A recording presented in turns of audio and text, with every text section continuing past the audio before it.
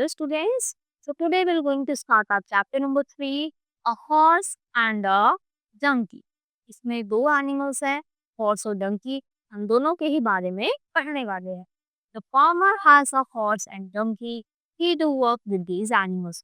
तो एक फार्मर होता है, उन दोनों के पास ये दोनों ही होते हैं और वो इन दोनों से क्या कराता है, अपना काम कराता है. One day, a farmer was driving a horse and a donkey from his village to the nearby market.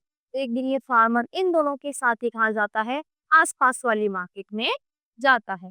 The farmer had loaded the donkey with sacks of vegetables, meat and rust. तो देखो जैसे आप इस picture में देख सकते हो, इसने डंकी पर तो इतना सारा बोझा लादा हुआ है, इतना सारा लोड डाला हुआ है, और जो ये हॉर्स है ये मजे में है. इस पे अगर ये क्या करता, अगर 50-50 करते था तो दोनों खुश हो जाते. ये मजे में चल रहा है और बेचारा इसको क्या करना पड़ रहा है, सारा ही बोझ उठाना पड़ रहा है.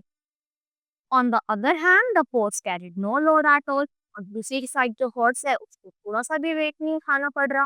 हे friend, please help me with my load, said the donkey to the horse, it is too heavy for me to carry. तो देखो सारा ही उसने उस पर लोड डाल दिया, वेट डाल दिया. तो डंकी हॉर्स से बोलता है कि प्लीज फ्रेंड मेरी हेल्प करो, मैं इसको उठा नहीं पा रहा हूँ.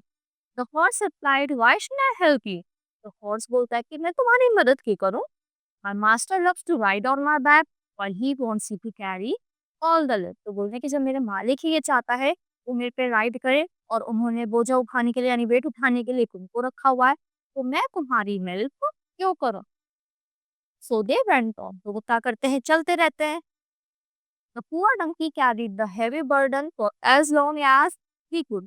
तो जो पुअर डंकी है वो उठाता है जब तक उससे खिंच रहा है, वो चल रहा है उठा उठा के. At last he could carry it no further. तो एक टाइम ऐसा आता है कि वो उसको और ज्यादा खींच नहीं सकता, वो पूरी तरह थक जाता है.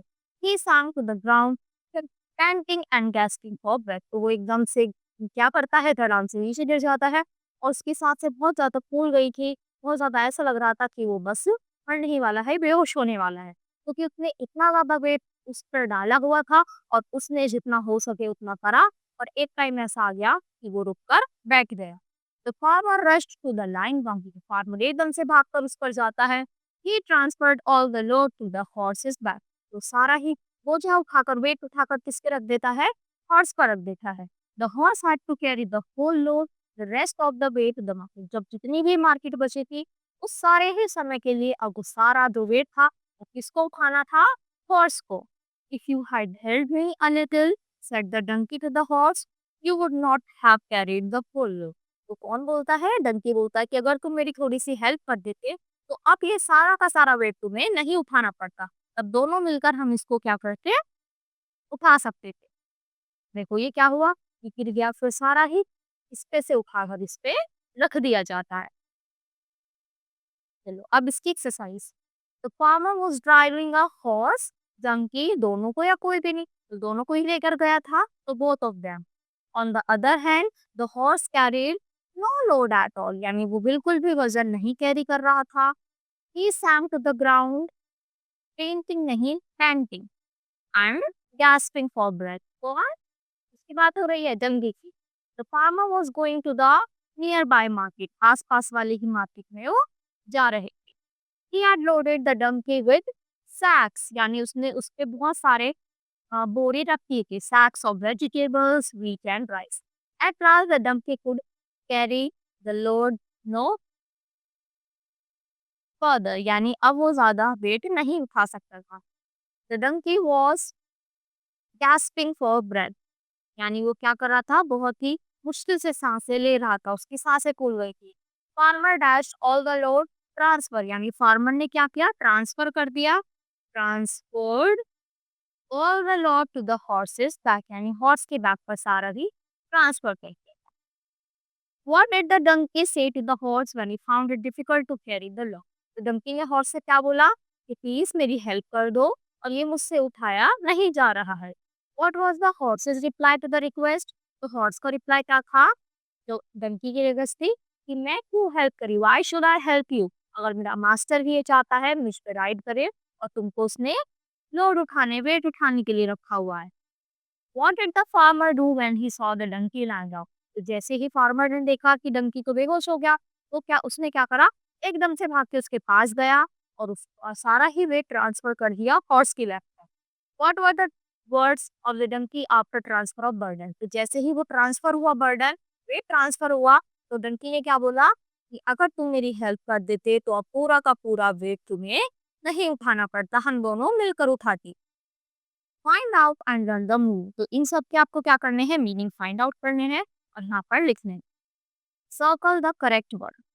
तो Genie asked him to make three, तो थ्री है ज्यादा है तो विश तो नहीं हो सकती, तो थ्री विशेस।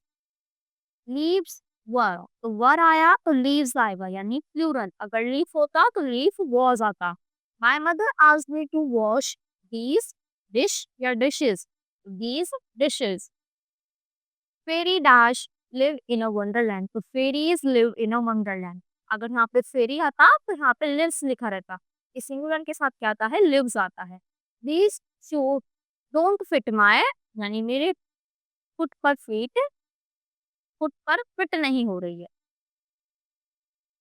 अब इनके हमें क्या लिखना है, अपोजिट, यानी बिल्कुल ही उल्टे मीनिंग। जैसे डे का क्या होता है अपोजिट, नाइट, ऐसे ही अबव का बिलो, अर्ली का लेट, वर्क फ्री, यानी एक तो काम कर रहा है और एक फ्री है, या फिर लेजर,